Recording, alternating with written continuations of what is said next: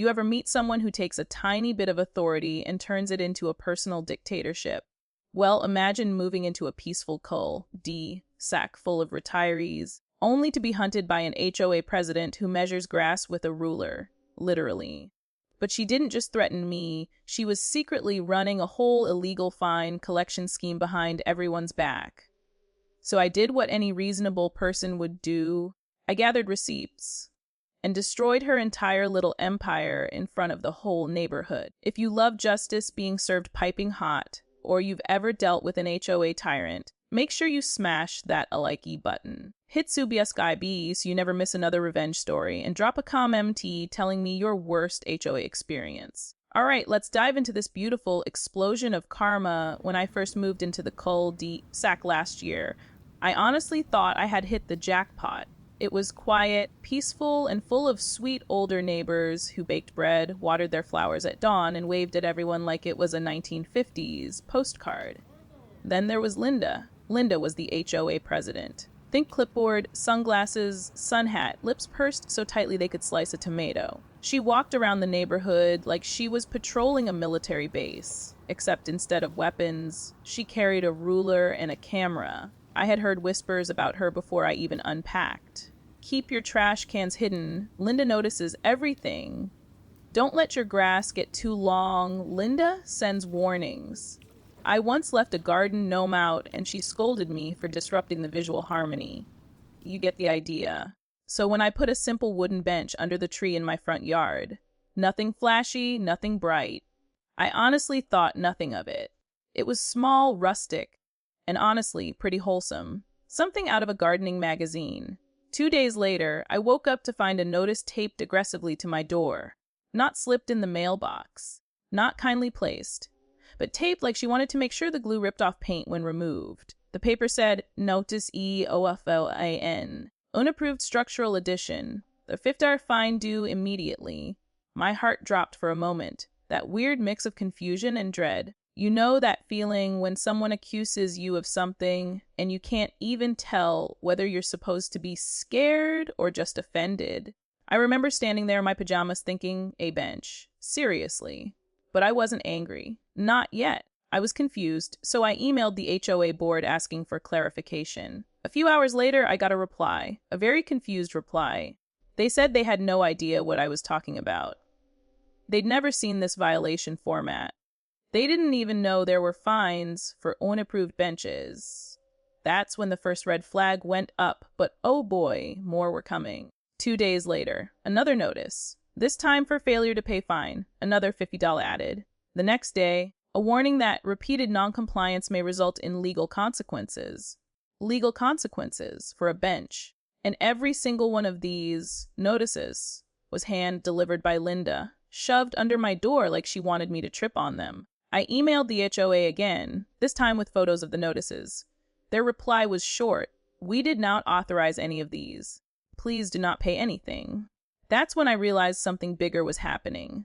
So I decided to experiment. Every time Linda gave me a notice, I sent an email to the entire HO list, politely asking which bylaw is being violated. Could I please see the documentation? Who approved this? I wasn't rude. I wasn't attacking her. I was just asking questions. And that drove her absolutely insane. I'd see her almost vibrating with anger as she marched past my house, ruler in hand, jaw clenched like she was chewing gravel. Then the emails started. From her personal address, of course, not the OA's. She wrote things like, You are harassing HOA leadership. You are disrespecting the authority structure we've established. You are creating unnecessary friction. You need to pay your fines immediately. The best one. The HO president has full discretionary power to maintain neighborhood standards. A which sounded like something a villain says 6 minutes before being fired. But I kept pushing. Not out of spite, but because something smelled off. Why was the HOA board clueless? Why was she so defensive? And why was she so desperate for me to pay immediately? Then last week, an email went out. HOA meeting addressing ongoing member challenges. That was clearly about me.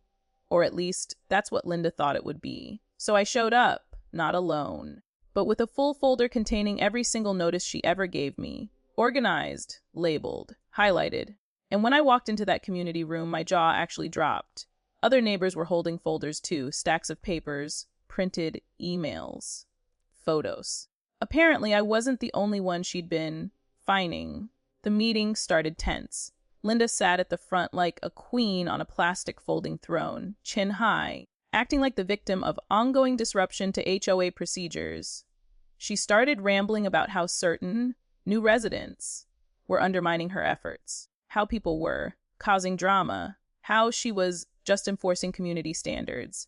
She said the word standards like it was sacred scripture. Then the HOA treasurer raised a hand.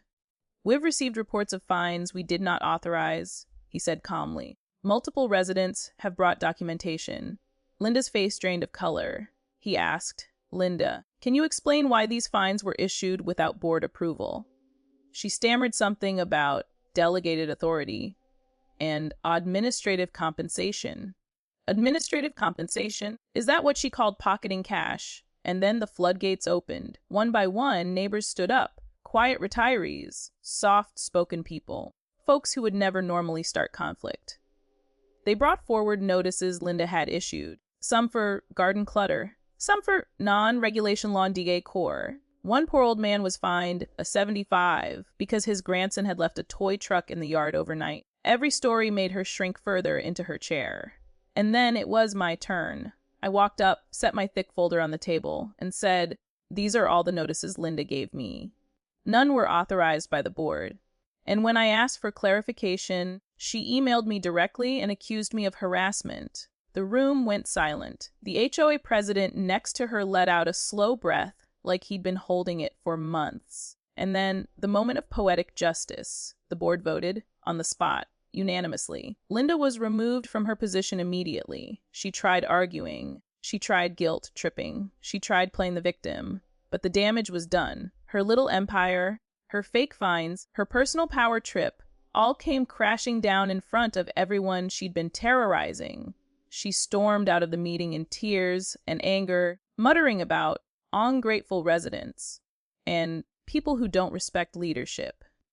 The next morning, she was outside yelling at neighbors, telling them I had ruined her volunteer position.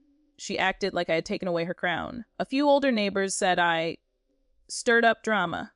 But honestly, I sleep just fine at night. Because the truth is simple, I didn't ruin anything. She did, by creating fake fines, by pocketing payments, by abusing authority, by bullying people who just wanted to live peacefully. All I did was shine a flashlight into a dark corner, and the cockroaches scattered.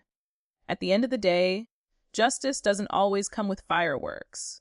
Sometimes it's just the truth coming out in the right room, at the right moment, in the right way. And people like Linda, they only hold power until someone finally stands up and asks the simple question, where's the proof? If you enjoyed that sweet slice of HOA karma, make sure to leaky this video. It helps the channel massively. Sue Besky for more insane Reddit revenge stories, and comment below. What's the most ridiculous HOA rule you've ever dealt with? Thanks for watching, and remember, when someone abuses authority, the truth is the ultimate revenge.